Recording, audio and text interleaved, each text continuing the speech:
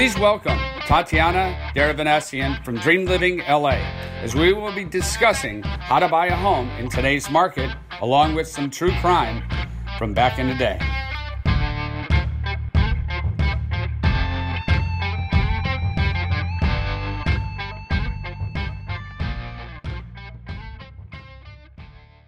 Today, we have an absolutely fantastic guest. Okay. She's one of today's top realtors in the business here in Los Angeles, and her name is Tatiana D.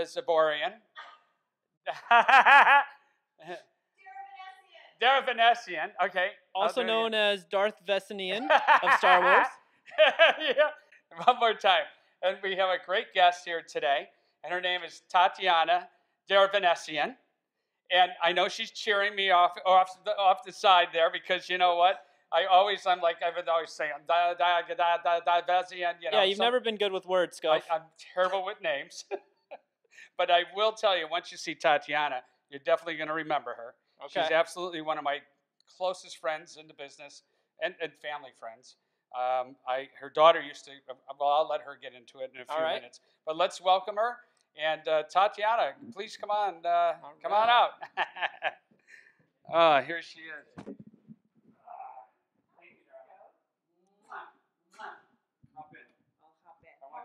I want you right in between. All right. Nice to see you. Nice seeing you. Thank you. There's a mic. There's a mic. All right, so My goodness. Yeah. Oh, we got a fan already. There you go. Scof fan right there. There you go. All right, Scof. So I wanted. Plug. Yeah, right. I wanted outside, but at least can you make some drinks happen or something? Oh my God, you're getting very, very picky today, right? I'm like you, right? All right. You want me to do 2 clicks or a clap? 2 clicks. How about a clap too? All right. But you know what? I know how to make things happen, right? Oh. Is that? Yes, I did. Some refreshments, please. Oh. Is that not the whiskey spy guy? It is, but don't tell him. Oh, okay.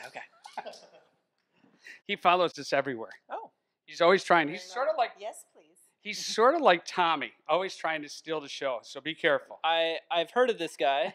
I've kind of forgotten about him. Let's keep him in the closet where he belongs. Yeah, keep him in the closet. Good service. Right? Good way to start this show. I know. We just love, having a good time. I think we were talking about it earlier. Is the podcast is a reason to drink. Not that we ever need one, but it just gives us a reason to drink more. Hey, why not? All right. So I know Scof and I have talked about how him and I know each other, and Scof alluded to it when he made your wonderful introduction. Yes. But, thank you for that. You didn't scramble my name too badly. Close enough, right? Thank you. Oh God, I just want to go with verbs, like Scof. Yeah. Tati. That's what he calls There me. we go. That's what he calls Fratty. me. Yeah. Right. It's always exactly. Tati and Fratty. Yeah. There we New go. show. Yeah. Just an idea. Just saying. There we are. But that'll be it. Thank you. Thank you. But can you give our viewers kind of rundown how you guys know each other and how this kind of came about? Sure. Scof and I have known each other for almost, I would say, 15 years. Yep. We were colleagues in the entertainment industry, and I'm pretty sure we met at a party first. Yeah, probably. We're known for entertaining, so Yeah, I don't Scof think at a party. entertainment means anything Let's other get than real. drinking, right? Yeah, but I fell in love with him because his personality, his spirit, his character. He's a great guy. I really loved him in the industry. They still do. Thank you. Scof. That's every reason I don't love him. It's usually just the whiskey he brings or something. But, Yeah. Okay, go on. He likes me more as he drinks. Yeah, well, I can see that. He's. You have to get used to him, I think. He's like a fine wine or a scotch. You kind of have to let it breathe a little, and then it becomes a little more palatable. Yeah, I totally agree. Speak for yourself.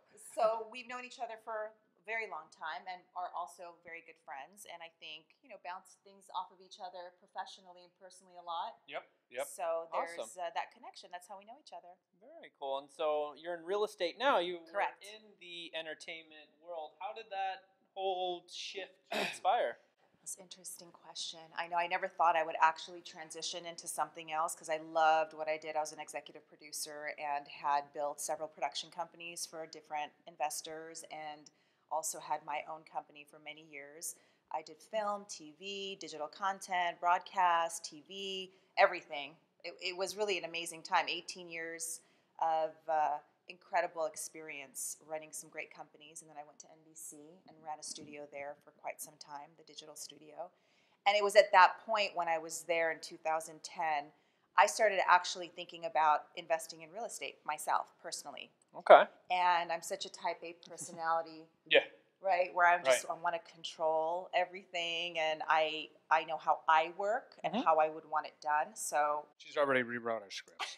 I walked in and rewrote your script. The entire thing is green now. I mean, isn't that why we were at your office? We're going to do it there. And she said, no. It has to be at my play. We got to do it there. We got to. Exactly. Yeah. I didn't want to say that, but yeah. I thought you might enjoy doing it here. Yes. This is and lovely. We are. Trust me. And so I ended up actually investing in a piece of real estate, going through the process of on a very small scale, nothing like what I'm doing today. And I flipped my first property. And I really loved the process. And I thought to myself, this is something I could see myself doing at some point if the opportunity did arise. Well, at that time, there was a transition at NBC, and a big conglomerate came in and bought NBC Universal. And it was a matter of things happening in life that led me to make a different career choice, really. And at that point, I said, what else can I do that will give me as much creativity, control? I can run my own company like I've done in the past. Yep. That be on your own. Be on my own. No partners, no nothing. Because I've been through that before. Yeah, and it could be great, but it could also be painful. I did go through a professional divorce that was really painstaking. It was tough. But I felt like the real estate world hadn't really had someone like me in it. And when I say that, I had and I still have such a big media presence and media muscle and creative resources. People weren't doing it the way I had envisioned creating a real estate media presence. And so I thought, I'm going to go in there and try something totally different and new and break the mold and shatter that box. I don't think outside the box, I shatter it. And I'm like, I have nothing to lose. So I decided to transition into real estate in 2010. Wow. Like a latter year, but more seriously in 2011. So you mentioned real estate or investment real estate. Yes. Is that what you're doing now, or when did that go from investing into my vision? I don't do personally any investment, but my vision was that I knew so many people in the industry. We do know a lot of very high-profile people with a lot of money. And I saw an opportunity there on my side to present to my clients the opportunity to make money in real estate. So I would do a whole pitch deck, like when you would pitch, Target or Mercedes, a full visual pitch deck, and go to all these industry executives that I knew, pitching to them luxury residential developments and showing them the profit margins and the creative process, which they love. And so it was a tough thing to get people to understand because it's hard to get them to pull their money out of the stock market, when they're doing well. But when they're not doing well, that was a time in 2010, 11, where it was a better opportunity to get into real estate. The market was rising. So I ended up going to a lot of my big clients from the entertainment business, pitching this for like 2 years, and they kept saying no. And then finally, I got them to, get involved. And a big crux of my business is residential development. Okay. So I don't personally invest myself, but I'm very vested in the entire process from beginning to end. And it's a totally different role than what a real estate agent does on a direct level. This is very intricate, and it's creative, and it's very creating a whole LLC. There's a whole process there. So that's how that ended up happening. Yeah. No, I love the real estate industry. I used to work for the Phoenix Suns, and some of my clients were real estate agents. And so I it was Phoenix to me right now is what Orange County was 10, 20 years ago. A lot of open land that's being developed for the future, and pricing is there where someone can get into the market reasonably. So I'm in sales, so I have some disposable income. I'm paying rent, and I'm going, I have a surplus. I'm just wasting my money in rent. Why don't I get a property where I can then invest into this property? And I wasn't planning on leaving Phoenix at the time, so buy a house. 8 months later, ended up moving, and now I turned it into a rental property.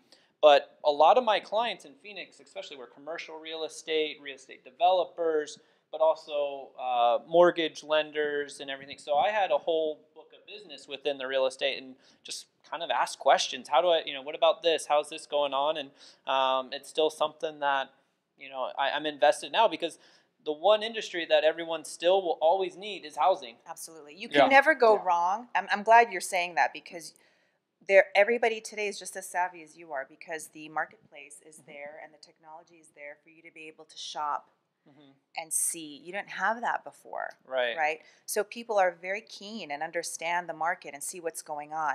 Real estate is an asset and always will be. It's all based on timing.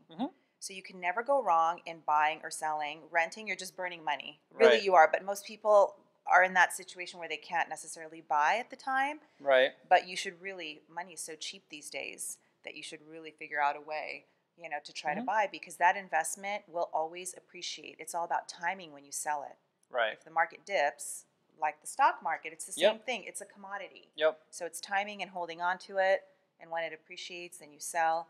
But you did a good thing by investing. So awesome. I think that's smart. When I bought my house, I bought it high. We had this buy hell. I sometimes want to buy just hell, burn so my low. house down, right? So I bought my house. No, but it was a really, in 07, 08, I was like, oh my God, if we don't buy a house right now, we had the money. So then we decided, okay, we found a house that we love. We had 4 kids. The kids all needed their own rooms. And the next thing you know, it's like $695, $610, $810, $1 million. I'm like, oh my God, this is crazy. So I wound up buying this fantastic house. We've been over for dinner and drinks, and you've been at the house and everything. And then the next thing you know, a year later, it's down to $495. And I actually had $400 in the bank, and I could have bought it for cash probably, right? And I'm just thinking I never have to have a payment again. But and then it was like, oh my God, people I know that were walking away from their homes. They were like going broke. They were losing everything, right? But my wife and I talked it over. And oh, by the way, it is my anniversary today. Oh, happy anniversary, So I do have to shout out to my wife. Happy anniversary, honey. Happy anniversary. I apologize for spending it with another woman. I can't believe you put up with him for so many years. She's a gem. She's a gem. Yes. She does. You get a gold star. Well, let's cheers to that, guys. Yes, to Judy. To Judy. How many years again? I'm not even going to tell you. Right? We got to talk about that scotch. But moral of the story is we hung in there, right? And now our house is definitely worth far more. We're doing very well, right? Probably it'll hit $1 million in no time. And I mean, and we did put some money in it, but at the end of the day, it's like where you're going to live and where you want your family to grow up. I had wanted to move maybe over to Venice. I wish we would have, because oh my God, the market there. But it's also a place where my family had grown up in the valley. And Valley Glen seemed like a wonderful place. They've just built a new park down the street. I mean, I'm seeing all the younger couples coming in, and it's just fantastic. So I agree. You just got to stick with it. And real estate, if you can hang in, is always going to be the best play. And you have to have a pro by your side who knows the game. Yes. Because it's a really, really intricate game. Real estate is not a surface thing. I mean, if you have someone on your side, you have me on your side, you have me on your side. You need someone who is always watching your back and understands how to, consult for you and advise you on timing and what to do and all the different things to maximize. I don't think I would have bought in my house when I did if I didn't have a client who was a real estate broker, and her and I got along really well. She's my Phoenix mom. So anytime I'm in Phoenix, her and I grab some, lunch or grab drinks or something like that. And for birthdays and Christmas, we send gifts to each other, and it's a relationship. It's not a partnership and relationship. Yeah, it's not like I just hired someone to do something, because to me in this industry, it needs to be someone that you're comfortable with, because it is such a big financial investment into it, and it could bite you in the butt if you do it the wrong way and someone's just looking for their paycheck and they're like, oh no, it's good, because once you buy it, it's yours regardless of what they told you. Right. And there's in any industry, in any job, there's people who are very good at what they do, and there's people who are just there collecting paychecks and getting paid, and some of them are doing it for the wrong reasons, and others are there to really help everyone out. So it definitely is a relationship and someone that needs to be on your advocacy of it. Advocacy, and also, and I don't know how it is in Phoenix, but in the state of California, it's such a litigious state. So when you go through a real estate transaction here, if your agent doesn't know, we're so many roles. Right. Glorified lawyer is one of them, although we shouldn't be playing that role, but we need to really understand how to navigate the law for our clients. So here, when you finish a transaction from when you last bought your house, your packet was probably like that. It's like this now. Yeah. So clients get very confused, and a lot of agents don't necessarily guide their clients properly or explain or understand how to get them out of situations. And that's a really important aspect of what we provide for our clients that you have to know. Yeah. Well, one of the other things I wanted to mention too, because I'm definitely into branding, right? I mean, with our brand, Schofield's Flowers, with your pillows that you bring everywhere. I wanted to make sure. Is there a house in LA that doesn't have them yet? Right. Mine. Maybe I'll stage the next house with your. Maybe I'll sell it for more. Yeah. Do I get a cut? Are you saying we're partners? All right. So anyway, your branding, I love it. I just love it. I mean, I'm into branding, and I think it says a lot for you. I think it really, brings out the best. It's very elegant. It says if you want to have a dream and you want to live right and everything, go to dreamlivingLA. You totally got it. Yeah. Honestly, I love that you recognize that. And absolutely. I'm a big fan of my brand too. If I wasn't the president, I'd want to work for my brand because it just emanates the best feeling. Yep. When there's a lot of money that goes into creating a brand. Sure. And when you transition into real estate, there are so many things happening that you need to figure out. It's very overwhelming. But one thing that I knew how to do very well was I'm a personal brand. I always have been. Yep. And I've created many brands for people. Yep. So I thought at the time when I came into the business, there weren't a lot of the big high-end brands that currently exist. So I wanted to create that feel of a membership-only club kind of thing where it was like Dream Living LA, you can have a dream at any price point. Right. Your lifestyle could be at any price point. I'm going to produce that lifestyle for you. Dream Living LA. And the goal was to be Dream Living NY, SF, Miami, eventually to go global and expand globally. So I was starting to create the architecture of the brand in 2010, 11, and poured all this money into it, which is not typically the right way to get into real estate because you have to create your name first. Right. But I had already carried my name into the business. So people had known me. It's not like I came from not doing some very substantial things in my career. So I thought people know my quality of work, my integrity, my professional results. And if I can put this brand together that is going to make people feel a certain way at every touch point, from the service to the collateral to the cinematic tours that you see that I do, to the filmic quality of what we shoot on the properties, the design, the development, it's always going to get people to come back. So the brand, I've spent a lot of money and time in building it, and I'm really, really proud of it because I do get people calling me from all over saying, oh my God, I want to work with you. And that's awesome. So should I, for all you VCs out there, wait, are you hiring? San Francisco? Yeah, well, the brand, contact me first. I'm a broker agent. You're going to broker the deal. Yes. Well, the goal was I had a lot of clients in San Francisco when I transitioned because the tech, boom was kind of, definitely. It shattered, and then they were all kind of cutting up pieces of the business and doing different things. And I thought, I want to create a model where no one understood how to use the digital landscape in real estate at the time. I came from NBC where I had a huge group of tech guys that I worked with that I had purview into understanding the intelligence behind the technology. Right. And I thought, my God, I'm going to take that. And when I get into real estate with my brand, most people were doing a ton of print, which we still do. Right. But no one was infiltrating the digital landscape. Right. So I was doing the Google target marketing and chasing and the integrated marketing everywhere. So you would see me everywhere all the time. Right. And so it was not a bad thing. It's not a bad thing. Good, because you're going to really be pushing the show out on social media. Social media. Get your entire team behind it. My 2 million people. No, I wanted to be omnipresent, and it's like I also wanted to create the feeling of Steve Jobs. I'm a big fan of Steve Jobs, and I worked with him years ago virtually. I never met him, but I did a huge Apple campaign for him years ago, and I learned so much from his marketing presence and how he did things, and he was so synonymous with the brand. And so I wanted to create the brand that was synonymous with me, and people would see me as the face, and the professionalism, the integrity, and the white glove service. But no matter who you were working with at my company, you would always get that same level of integrity and professionalism. So to me, it was a lot of work, but I'm very glad because here we are 8 years later. Yeah. And I'm very proud of the brand, and people are chasing me down to do different things, co-sponsorships, strategic alliances, shows. Right. So it's been great. So let me ask you this. So then when we talk about your digital marketing background, the thing I see all the time, and I get out all the time and we make fun of it, is like I see Zillow, I call it Willow, right? Or Redfin, and I call it Red Shark, or Shark Fin. So I mean, I just don't see a personal touch. Is there even, if you're dealing, I mean, I guess it's all done by metrics and algorithms and everything else, but I mean, they're not really touching you. They're not involved. No, Do they send an agent or anything? No, they're like that? actually, it's absolutely totally different. It's Right. like apples to oranges. It's not even a comparison.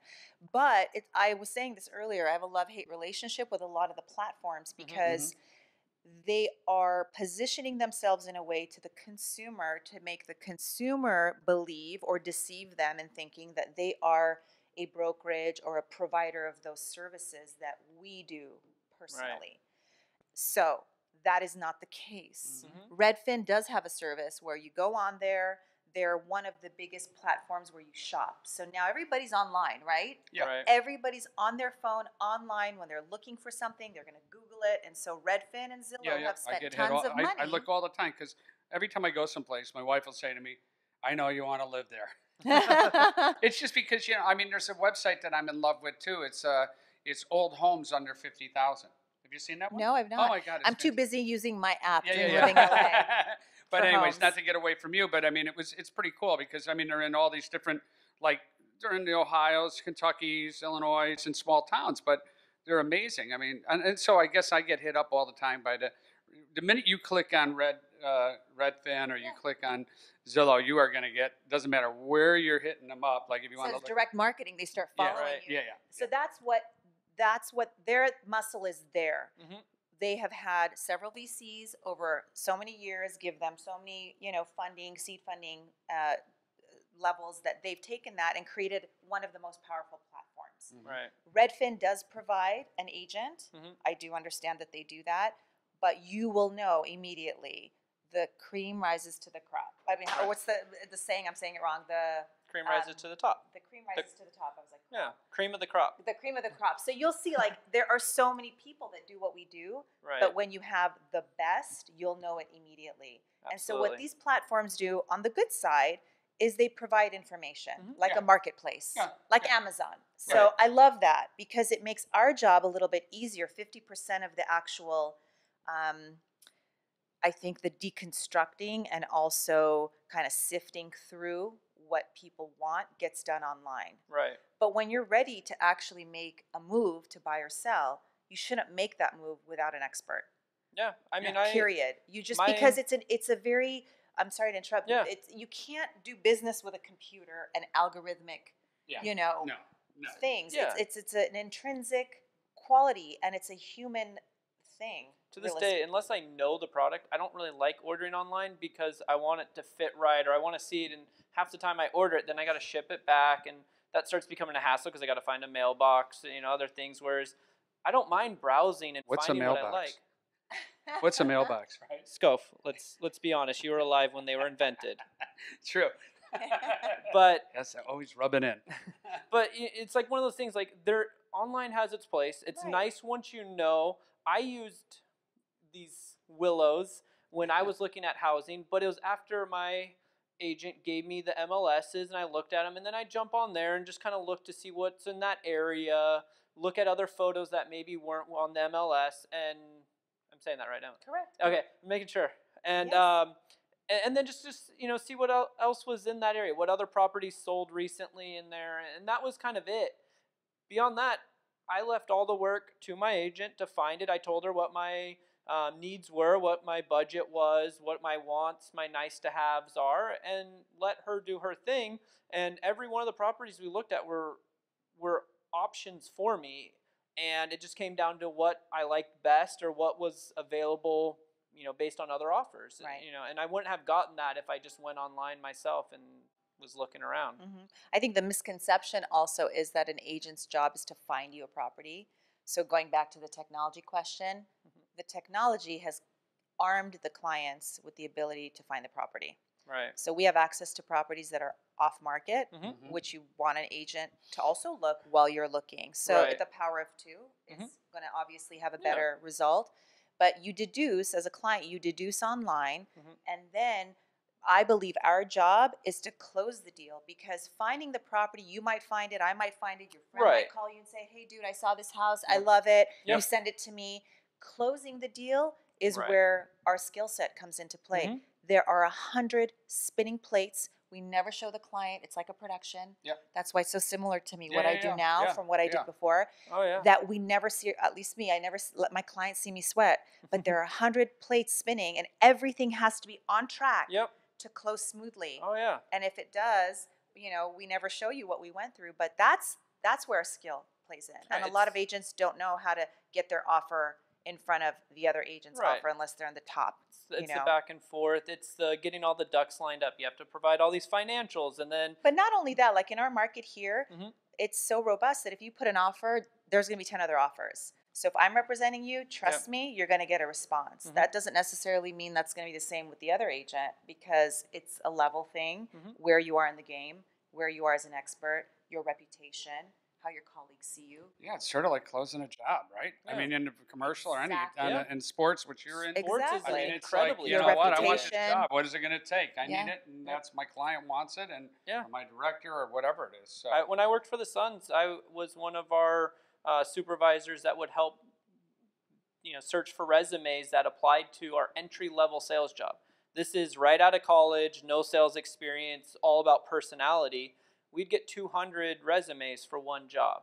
Wow. And I mean, the easiest way to sift through that is just by looking for the things that they did wrong, didn't include a cover letter, addressed it to the... To whom it may concern. Yeah, to the whom it may concern, or left in another team. They'd be like, I'd love to work for the Dallas Mavericks. And you're like, cool, you're just copying and pasting, you're out. Wow. And it wasn't that they couldn't be bad at the job. They may have just made one careless mistake, but when you have 200 people, you have to find ways to get rid of people so you can get to a smaller amount to actually interview for. And then if you're not getting the people you want, you can kind of sift a little bit further out. But I mean, just think about that. Just leaving in the wrong name, even if you would have been the best salesperson and we're going to work as hard, it could exclude you. And it's just that small detail that didn't get someone a job or got him a job. And then beyond that, who do you know? If you knew someone that worked there, Scof. It's how I actually worked for the Suns. Tati. I worked for the Phoenix Coyotes. One of my friends worked for the Suns.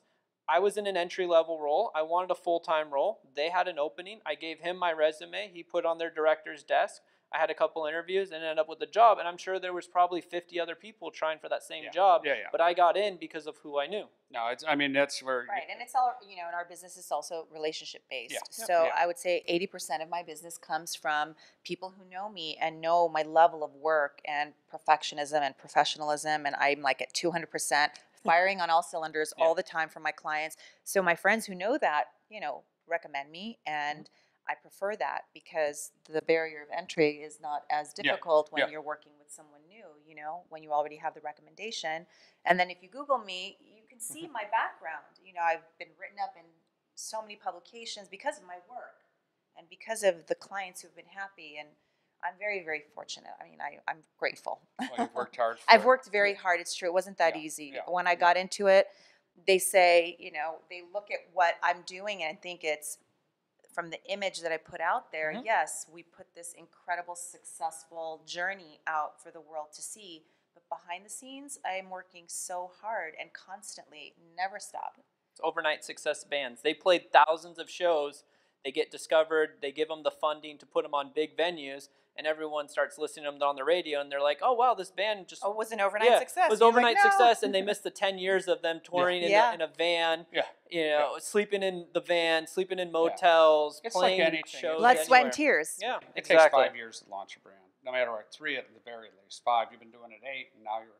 I mean, the first 2 years were really rough. Yeah, no I definitely, but I didn't have a choice. I had a huge why, and I had no way to not become successful because I know myself. But it was a rude awakening. I definitely thought it was going to be easier than it actually was, and but I stuck it through and through. And so now didn't that give up. you are where you are Yes. and we are where we are, tell us about this wonderful place Scof transformed us to. Oh, yeah. So this is 3619 Avenida del Sol in Studio City. It's a stunning property that Absolutely. was just fully redeveloped by one of my clients. And thank you so much. I love my clients so much. He's great, from Vancouver, visionary, great guy. And this is my second project with him, although this one he asked me to design. Wow. So this is my second house that I've been involved in collaborating design on. The first one with him, but this one I'm really proud of because, you know, you have a lot of limitations with budget and what you can do and thinking about the resale factor on a home.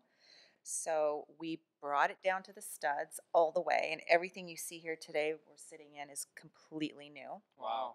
For It's about absolutely 4,300 square feet right. with views to die for. Unbelievable. Yes. Gorgeous views. We're in the hills of Studio City.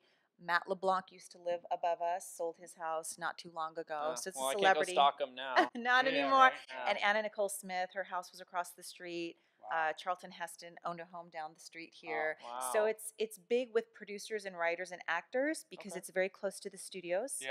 Right, we're in the heart of Studio City. Yeah, it's like 2 wasn't minutes. that hard to get here. I mean, right? once you get up, I mean, the roads are a little narrow, but It's a little veiny. Yeah, but that's any. But coming up in the hills anywhere. But I've been in houses where, oh my God, I forgot something, and you got to go back. It's like forget no, the about good thing it. is it's 2 minutes to the market. Yeah. It's 15 minutes to Beverly Hills. The location's fantastic. Did you actually go over the hill from here? Or no? Absolutely. Oh, So when you go down the street, you make a left, you're right into Beverly Hills wow, over that's Coldwater. fantastic. Oh, Of course, okay. of course. So it's Wow, ideal for great. anybody that wants privacy. Typically, we have buyers here in the entertainment business and because they like to have their privacy but still get to work pretty quickly. So everything you see here has been done, just completed about 45 days ago. So Wow. pretty and new. this was all your design, you're saying?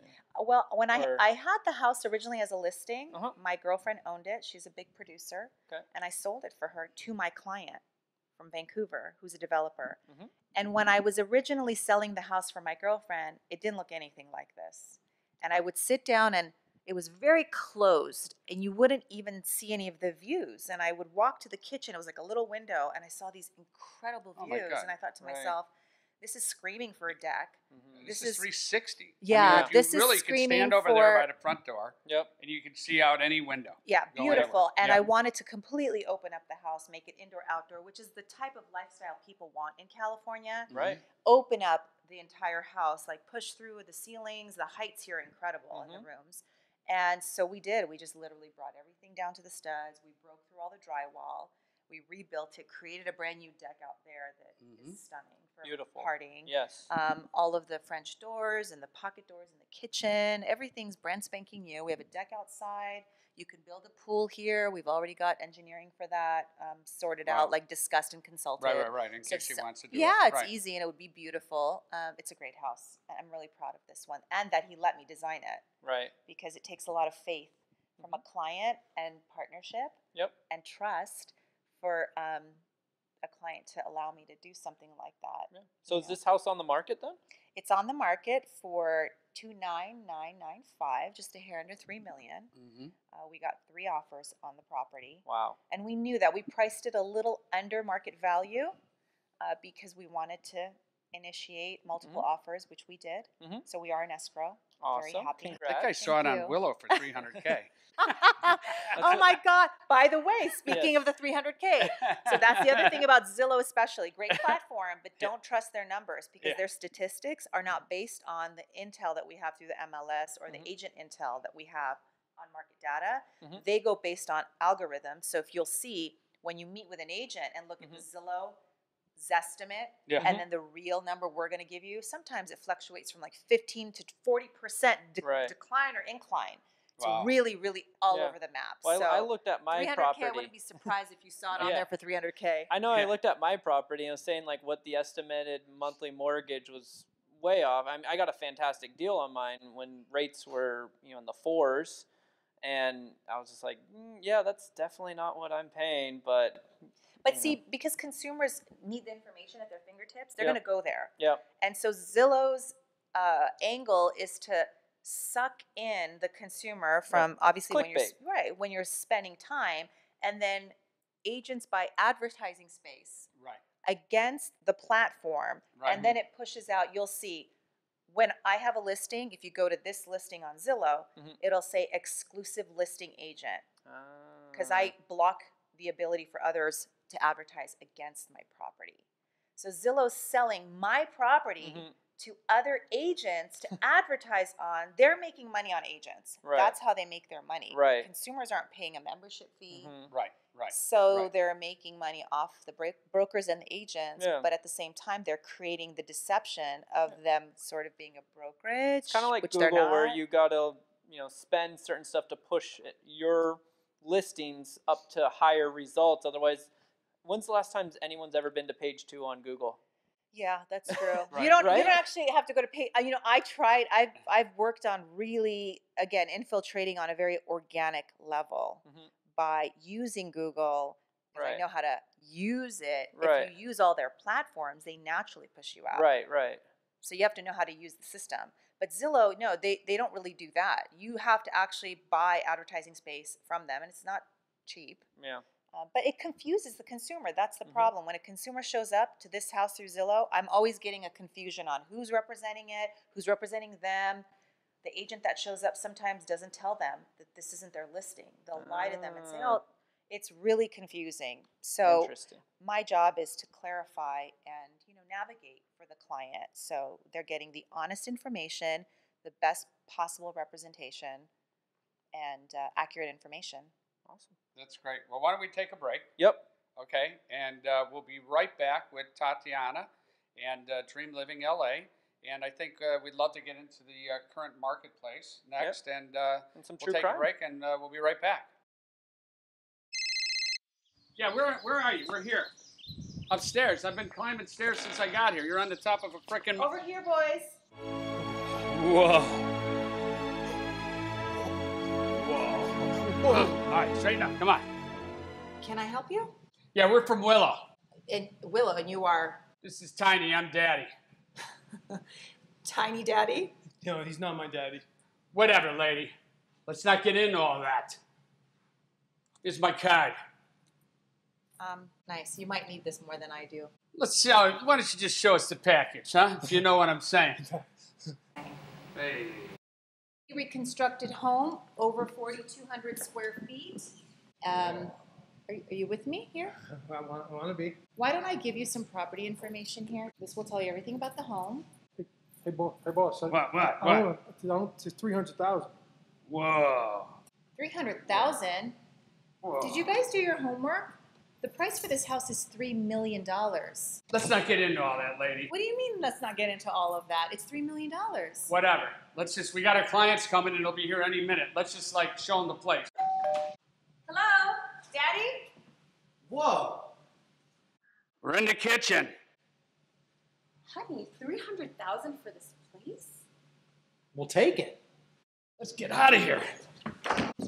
Next time, do your damn homework, would you? I don't have homework. Don't get woed by analytical websites like Willow when it comes time to buying your dream home or selling your most important asset.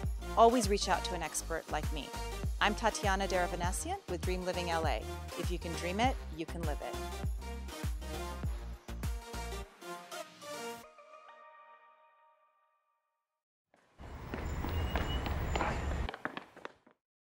And we're back. We are. Well, we took a little break, Where'd we go? I don't know. I'm not going to tell. I was in my own zone. So Scof zone. I was in my Scof zone, right? Next episode, the Twilight Zone. The Scofalicious zone. Scofalicious zone. So, we're back and with Tatiana here from Dream Living LA. And I think the next topic is what's the current market like? It's interesting because we were really on an incline, I would say, for the last 3 to 4 years. And so, of course, when sellers typically look at what that has been like and they call me, so I want to sell my house, and I have to have the conversation with them because they're like, my neighbor sold 2 years ago. I go, well, you do know that it changes every single day. Yeah. So LA is interesting in that depending on where you're looking to buy or you're wanting to sell, the demand is very different right now. So the sweet spot for buying is between 1.5, and you've got a lot of buyers for that. 800,000 to 1.5, right? So a lot of buyers for that, not enough inventory. Wow, good to know. Not enough inventory. Honey, so we're selling. If anybody is in the 800 to 1.5 in Valley Glen, I have a buyer for you, by the way. I did tell you. I know. The crazy thing is about, the crazy thing about the Valley Glen and the what's the other Valley one? Village. Valley Village, and then It's where I live. I mean, you've got which your house would probably, if it was my house, would probably go for another 100,000 just because it's across Because it's Oxnard. right. Right? It's closer to crazy. Between Oxnard and Victoria. Victory and Victoria, BC. No, and so the further north, it does have a bit of an impact. Yeah, but then I look at what's happening. When we bought our house, the whole reason we wanted to buy over there was because we heard that they were going to put up like a whole nother shopping mall. They are the NoHo West, right? Which is going to absolutely going to happen back when we bought our house. Oh, the timing, you mean? The timing was just like the worst. It'll be done in 2 years, so don't stay put. I know. So sit tight, right? So the crazy thing is now I'm seeing, I go to the gym over there and off of Victory there in the new shopping mall that they've just totally redone at the end of Irwin and Victory. And then they have these condos that are going for like 7+. Yeah, 650 to 750. And it's crazy. Now I heard they're elegant and they're beautiful, but there's really no backyard. And it looks right into the river. They have really nice, each of them have rooftop decks. Right. And they're townhouses, so they're 3 levels. And they're typically aiming towards the younger buyers that are in the 650 range that really can't buy anything. But yeah, the challenge is that it's looking into a really bad... I'm sure the HOA is significant No, there. it's not that high. Okay. But the problem is it's looking into the base of the river that isn't the best part. Right. So if they're not all completed, they just finished like 4 of them, and I've seen them. So if they can divert the attention of the rooftop towards the opposite side facing south, Right. should be okay. But when you're looking north, it's rough. Yeah. What is the difference between a townhouse and a condo? So condos 1 level, townhouses several. 2, 3, Never even knew that. And typically townhouses will have access to your unit through your garage or a community garage right into your townhouse. Right. And a condo, most of the time, you have to like park and come up. But condos are 1 level. And what sells better? It's really a preference. If you look at Playa Vista right now, townhouses everywhere because all of the tech, the import of tech people coming and the younger tech people, they're loving that, the lifestyle. It's modern, it's youthful. If you're a family, it's a little harder in the 30 to 45 age right by range. YouTube, it's amazing. Yeah, they sell very quickly. So it's just a matter of taste, what you want. Some people want 1 level. They can't do the stairs. So you go for a condo. Okay. I'm sure I'll be there when I get to the level. We'll get you a pimped out walker, Scof. But going back to the current market, the thing is it depends on the location. So we have an oversat right now. I deal with all levels, all price points. Even though people look at my stuff and they're like, I didn't call you because my condo's 800 and I didn't think you would sell it because you're doing these multi-million-dollar properties. I go, I don't discriminate. I take everybody. I run a business. Exactly. But just imagine if I'm providing services for $50 million client, you're going to get top-notch service at 800,000, $1 million, because that's how I perform. So depending on the location, right now we do have a shortage of inventory in those price points that I mentioned earlier, and really still a robust market. 2 million to 6 is still doing pretty good. Wow. Once you're because we have a lot of cash buyers, we have so many people in the entertainment industry that are just trading up, trading down. Second homes, vacation homes, those sell no problem with cash. But we also have an oversaturation of the ultra luxury market. I don't know if you've read or have seen these homes that are on the market coming out for 200 million, 250. Oh yeah, 100 million. I don't even want to, because then I start reevaluating what my life choices have been. And well, I suggest the next show is I take you into one of these because it might motivate you in other ways, Well, not I mean, what when your we- life when we choices get are. syndicated our show and everything, please. When you have sponsors. When we Yes. get our sponsors coming in, like 1-800-Flowers and whoever that might be, we Yes. would, then maybe I'll be calling you to go uptown rather than downtown. Well, it's good. I mean, you might not be aware of it, but they're everywhere and they are sitting. It's because these developers, they're building beautiful, absolutely fascinating homes. Really, they're gorgeous. But the type of people that can afford 100 to 500 million, there's one coming out for 500 million next year at the top of Bel Air. What do you do with a $500 million house? Well, I'll tell you, this is typically a second I home want a for hockey somebody. rink in it. Right? Like, I went- do you leave it? Because what Yeah. No, well, so this developer who's developing the 500 million, he's well known, and he just finished one for 100 million, which is also very beautiful. It's called the Opus, which I've seen. And when it came out, although I thought it was stunning, it's Right. off of Hillcrest in the best part of Beverly Hills.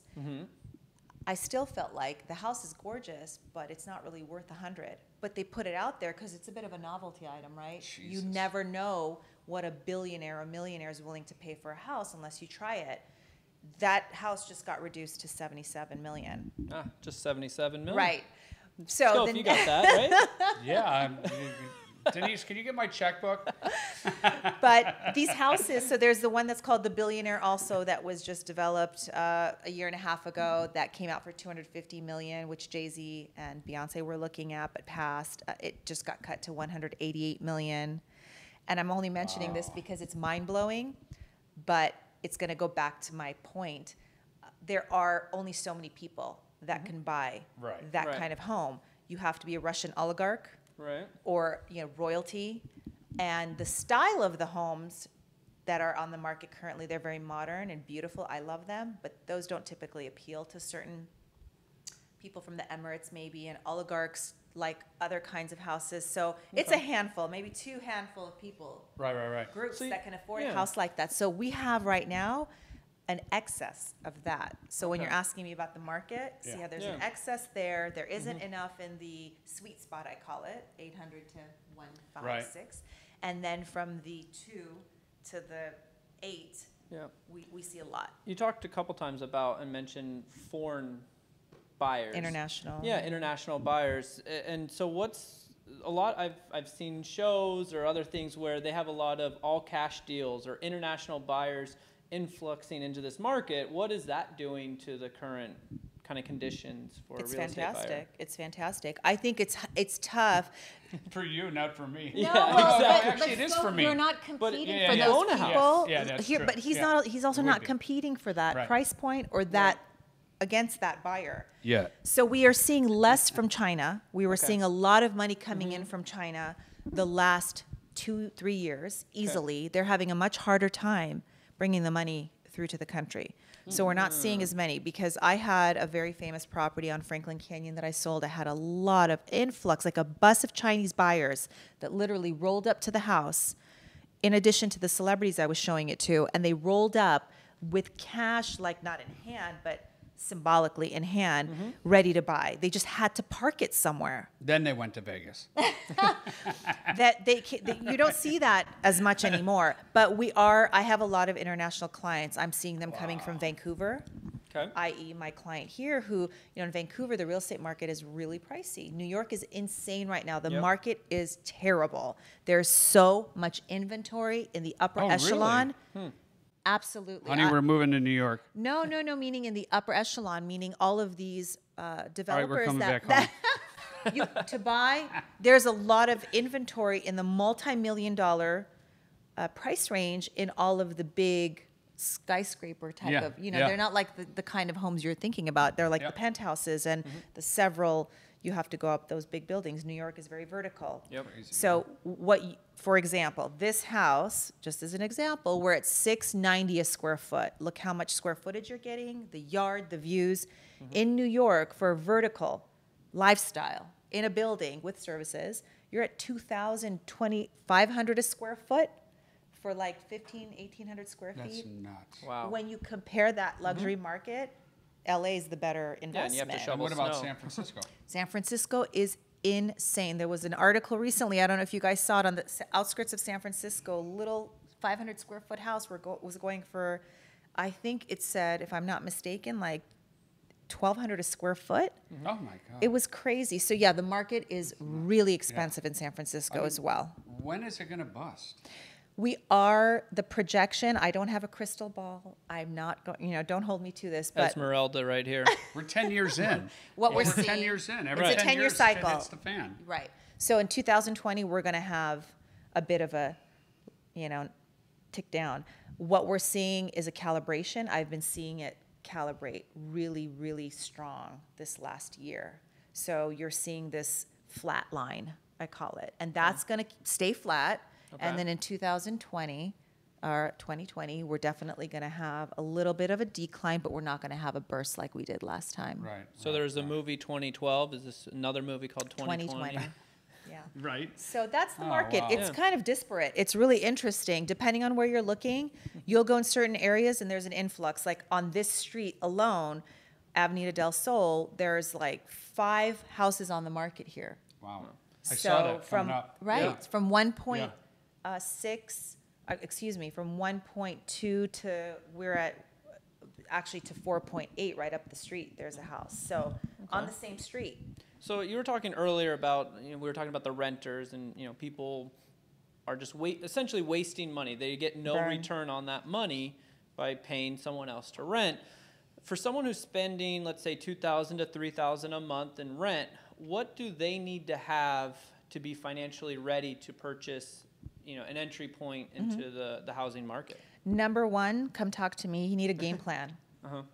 Most That's people, most people are a little overwhelmed. If you're a new buyer, young couple, the biggest challenge is the down payment. Right. They're actually making enough money. I mean, we have young professionals now, and almost everybody's making a pretty good salary. The employment is pretty good. I see it's very strong. And when they're telling me they're renting, how much are you paying on rent? It's at least $4,000, if not $3,500 to $4,000. Money is so cheap. You can get a mortgage, pay 4 or 4.25 on your money, but the down payment's a challenge because you have to come up with $100,000 maybe. So they need to come talk to me. We sit with a lender and put a game plan together so that they can have an action plan moving forward on how to get it all going. So when they're ready, they're not going to be falling behind because it's a competitive market as well. Everything here in LA is going to have 2-3 offers on it. And I know there's FHAs and then there's kind of that conventional. Kind of talk about what the two are, and then what's kind of at what point. I mean, on a conventional loan or an FHA, what sort of down payment percentage is kind of the typical need for a buyer? I couldn't even answer that properly because I'm not a lender. Right. So it is all based on your qualification as a borrower. Right. So credit score and everything. Correct. So if you have a great income, but your debt to income ratio is really high, or loan to value. Very, very big, because I went to do a refi years ago, and I was paying my company, Diversified Entertainment, and then giving us a salary, right? And it was like, if I would have taken actually a salary from the company that I owned and paid myself, but there were other owners in the company. So I just paid my holding company, Diversified, and then I paid myself. And unfortunately, I didn't pay myself enough money via what I was doing. Well, by the way, there are avenues out of that too. I work with a lot of creative types who have their own businesses. Okay. I'm very similar. I have a corporation. And how you allocate or reallocate your finances are up to you as a, as a professional. So there are lenders, and I have one for each. I have someone for every type of buyer. If you're a professional that has a normal job with a paycheck, there's someone to help you borrow money. If you're a creative that has a corporation and you're kind of trickling down the money a little bit differently, I have a great guy who helps my clients get approved. A lot of producers work independently. You know, their salaries are freelance rates. Yeah, I mean, it's up and down. It's so like, yeah, I mean, that's why I paid myself a salary at a specific X amount a year. And then I cashed out at the end of the year, but I had already paid, it was pre-tax. And that's part of the game plan. Like, if you're someone who gets paid that way and you come to me and we sit with the lender and go, okay, well, maybe now for next year when you pay out at the end, make sure you pay yourself as an employee this much money. So we can show on your tax returns that you actually have income coming. What about cash? My friend's a tattooer. He's paid business? Only cash. How if he's not reporting it, it's a problem because you need to actually report your income. Right. You can't just But walk for out someone with a who- bag of money, Right. true But crime someone- style, and yeah, be yeah. like, I'm here to buy a house. Right. And we will be talking more about true crime. But for those, you know, or even like bartenders or servers, it's a lot. Most of their money's in tips and it's cash, and it's reported. But Great question. How do they then go? Hey, here's this cash that I have in hand. How do they kind of dial it back to be able to show like this is where this Well, money is? they deposit it. They have to report it. It's all Right. filing taxes. Okay. At the end of the day, it's going to be based on your tax return. Right. Or if you're going the creative route, which is stated income loans, where you go to these guys and the percentage is a little higher, but you Mm-hmm. could show them consistent paychecks. We have to sit down again, go through Right. the game plan, because if you're a person that earns that way, we have to sit with the lender and understand what do we need to do for the government to understand that you are qualified Right, right. by having some trail of what's going on and maneuvering and managing that. And correct me if I'm wrong, they weren't doing that years Beforehand. ago as No. well as they should have, which kind of led No, to they were the just giving banks money out crashing. without really vetting people properly, because it wasn't based on someone making cash or not. It was based on them giving money without vetting the Right. qualification of someone technically. So that's what happened. So it's actually better that they're vetting them out now, so that's a more very stringent. stable Yeah. market. Where even though yes, there is a potential for a stabilization right now, and then it could calibrate and Well, it is from there. calibrating. Or it's calibrating. It's now, already but calibrated. It could. You're going to see dip it start. a little. Yeah, we were on an upward trajectory, very fast pace. We're flatline now, so it's calibrated, and Yep. it's gonna kind of go down. But based on the loans that Slowly. are going out now, is there a little more credibility behind it? So it's not going to just bottom out Well, the same way. when it bottomed out, the process to get a loan was so stringent. Right. My clients were going through like blood samples, hair sample. It was, I'm telling you, they would call me crying. they wouldn't be able to give me That one. was real true crime. It was Scof, really they bad. couldn't give us a loan. No hair samples. Exactly. But that has loosened up. Looking good. There. It's loosened up the last, year and a half. But prior to that, the last 6 years, it was really, really tough. They asked for everything, and people were having a hard time with it.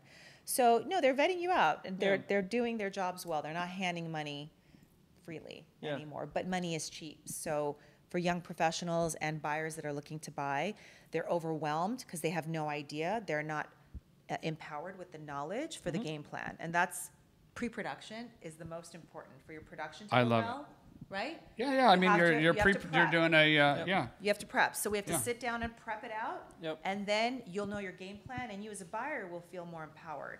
You know exactly what to do, how to get it, when your timing is ready, time to look Yep. while you're getting your finances in order.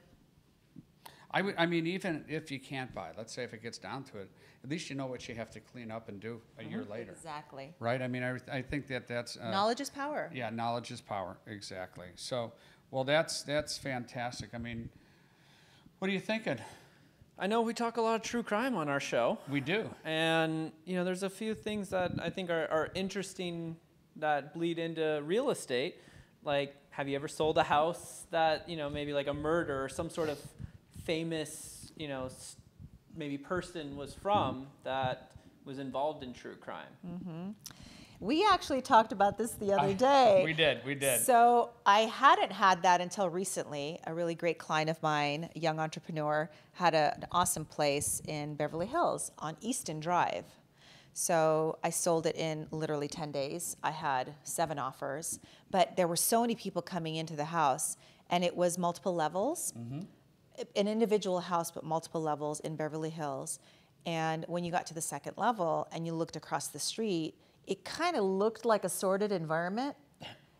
And it was kind of a weird it looked like a haunted house. And I would be up on the second floor looking at that house, and I called my client because so many people were walking in there, buyers, like, what's the story there? Maybe it was the energy that was flowing over. So I Right. called my client. I'm like, what's the story there?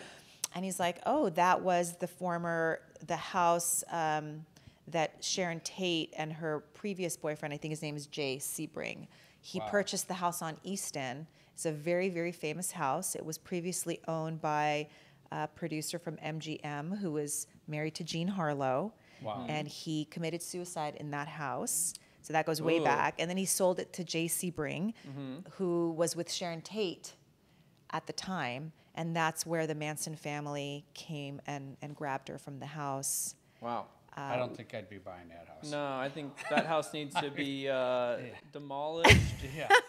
All the Well, dirt the needs to be dug crime up. Oh my did not God, happen it's like- in the house. She didn't get Right, that's true. murdered there, That's true. but they came. But it is kind of spooky. There's a and so suicide. There's someone that been grabbed. I Yeah. think it's time to It's like, get out. get like a Right. witch doctor to like sprinkle some sage well, everywhere. it's or been some something. years, and some people don't care, you know. But if people ask, Yeah. we have to legally disclose if we know or have been told anything about the existing property we're selling or the neighborhood.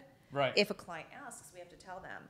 That- and so yeah. What does that typically do to the market then? It's like one for- person asked me Yeah. and was like, "That is so cool." They put an offer. They Yeah. loved it because Now they got a talking it's point. a piece of history. Mm-hmm. So Right. there's a little value. It didn't happen in the house he's buying. It was across Right. the street. Right. So it was a cool cultural, you know, historical thing for him. Right, which, I mean, while we were prepping for this, actually, for our show, Zach, our producer, brought up Trent Reznor. Yeah, Trent Reznor lived in the house where Sharon Tate was actually murdered, and he was the last person to live in that house before they demolished it.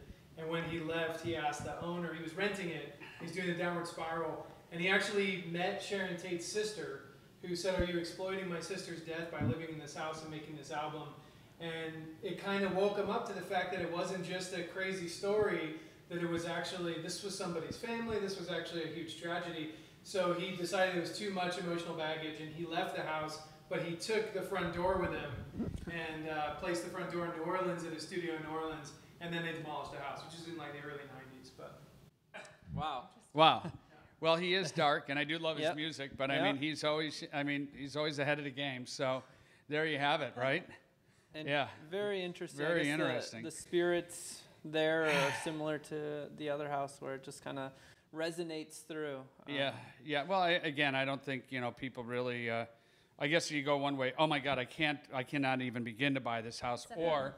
Or it's like, oh my God, that's so cool. I got to Right. buy this house because every time Right. my guests come over, then it's like, oh my God, Talking point. Like, It's oh a my God, you talking know what point, happened right? there? Exactly. I know, like and- OJ's house in Brentwood. Yeah. When he had to sell it due to the lawsuit against him and everything, the new owner demolished it, built higher walls so people couldn't look in because it was so famous, but didn't want anything to do with the actual house itself. and then where the actual killing went down in Nicole Brown, and that they had bought that condo for like, I think it was 6 something, right?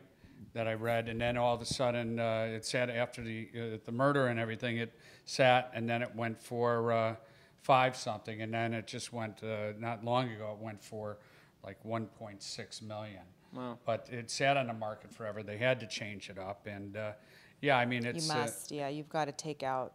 You Yeah. can't. It's hard when you leave it looking the same way and with the rooted history. It would be better served to bring it all down and Yep. rebuild something new. And don't they often like change the address to Some of them. for them? I think there was another one that happened in Hollywood where they had to do something like that to change the address because too many people. the Menendez Menendez. brothers, right? Yeah. So they actually changed the address, and you got to go through the post office, and I mean they And the actually city, not only the post office. You have to go to the city and make sure that you can actually get a new address, and can you Right. get that specific address because it's numeric, right? Right. So you right. either have to create a whole new number or Well, I know there's Make it fit. that movie. Amazon, is flying. They're flying their drones trying to find the house. They're like everywhere, right? They just can't find it anywhere. I know recently the Real House to the Amityville horror movie that was written was based on a true story, and the house itself was real, and they recently sold it, but years back they had to change the address and get all the permissions for it because too many people were flocking to it, which is just another crazy it's story. a nuisance for the new owners. Yeah, I mean, but I still don't understand why the actual house is still there. I mean, the guy killed his parents, the brothers and sisters, and then pleaded Scary. insanity, saying that voices in the house were telling him to do it because they were going to kill him if not. And so that's obviously how they came out with the movie and the story and changed it up. But the real story, I think, is far darker and It is scarier scary. than the Hollywood spin on it type of thing. Definitely. And then, I mean, I know that since we've been talking about true crime so much and back in the day and organized crime, Bugsy Siegel was killed in Beverly Hills. And I'm involved in a script right now with which is the Meyer Lansky Diaries with a friend of mine, Jonathan, out of Las Vegas. But been doing a lot of talking about Bugsy Siegel and did Lansky know that they were partners building the Flamingo Hotel. I mean, the Flamingo Hotel was named after his girlfriend's legs. Which, as we know now, is still around. Yes, I know. We still have to. We have to. Great little piece I didn't know about. Yeah. Virginia Hill was his girlfriend, and he called her. She had a great pair of legs, so he used to call her Flamingo. Wow. Right. So I mean, that's an interesting story, and I mean, they came by after a meeting and it's Lucky Luciano put the hit on him. I mean, he was scamming money off the top. He's building a hotel and he's paying for his Hollywood lifestyle and everything. And they waited for him to come home. And when he did come home, they came at him with the shotguns blazing, and he was hit so hard in the head it literally knocked out when they said one of his eyes rolled across the floor. My God. So I mean, he was definitely gosh. right. I mean, 2 shots to the head, chest, you name it. I think he was hit like, I don't know, something like 8 With to a 11 shotgun? times. Yeah, shotgun and everything. He probably looked like Swiss cheese afterwards. Oh yeah, definitely. So and that house eventually sold, and he just had one in Humbre. Is it Humbre Hills? Holmby Hills? Holmby Hills. Yeah. So he just sold that. As we know, he's not good with words. Yeah, That's yeah, okay. exactly. I'm here to correct. Yeah. Hombre Hills. Real estate facts. Yeah, real estate facts. So his house sold for like in the $30 million there. But I mean, the house that he was killed in was actually owned by Virginia Hill. So I think that in today's age, it's just more and more. I think because of the news, no matter what, because of different things like that. I mean, you're hearing of different murders. It's just so more. When we were kids, we didn't hear about it as much. It's so sensationalized on all levels, everywhere, that you can't get out and not gun control seeing it. right now is just, it's crazy, and everything that's going on. But I don't want to get into that. But we should definitely talk about ghosts in one of our episodes. Because I would imagine there's got to be some ghosts floating around, right? Well, Literally. apparently that Easton house, if you read the history on it, they were saying that the ghost of that former MGM producer was roaming around the house when Jay Sebring bought it. He saw, and there was some weird history there that would be probably interesting for you to explore. Yeah. As part of your ghost Well, episode. I know as a kid, we lived in a house when we first moved to Orange County, and the people we were renting it from, their kid was killed in a car accident. And there was one time when my sister swears up and down that her and her friend were having a sleepover, and there was something in the room that wasn't a light, wasn't something normal. It was a ghost, and till this day still swears up and down that there was a small ghost-like figure in there, which, assuming based on the story, was the kid that grew up there. Well, I heard there's some stories about the Comedy Store. Yes. And I also heard there were stories. I had a office out of off of Sunset in Near the Cat and Fiddle. The Cat and Fiddle. Thank you. Senior moment, as my mom would call it. Corrections. Yeah, exactly. I know exactly. I remember I was in the car with my mom driving her from Arizona because she was too old to fly, and I was like, "Mom, we need to talk. We're talking about movies," and I tried to tell her about. You remember the movie with the guy with the black hair and the glasses and whatever? She said, "Stephen, you are having a senior moment. You haven't said one thing. How am I supposed to know? There's a million guys with black hair and glasses and whatever." So, yeah, but I worked late at night there many times, and I swear to God, I heard noises in that place. And sure enough, they had a ghost hunter type of show that was filming there at the Cat and Fiddle, and they talked about the building. So I think we definitely need to do a show on ghosts. Do you think they'll let us stay overnight and yeah, exactly. drink and eat and ghost hunt? How cool would it be to be a ghost, right? Could be interesting. Right. All right. Scof, you're scary enough as it is. Exactly. All right. Well, that's it. Tatiana, thank you so much. Oh, thank you guys so much for having me and allowing me to share my time with you and my story. I love it. It was great. Thank you. Why don't you let everybody know how they can get a hold of you? Well, you can reach me at dreamlivingLA.com. Just look it up. It's really easy. If you have any kind of questions or any real estate related services, Tatiana Deravanesian at dreamlivingLA.com. Awesome. I think you're going to need to spell that last name. I don't... DREAMLIVING LA.com. All right, that's it. I'm out. I'm out too. Later.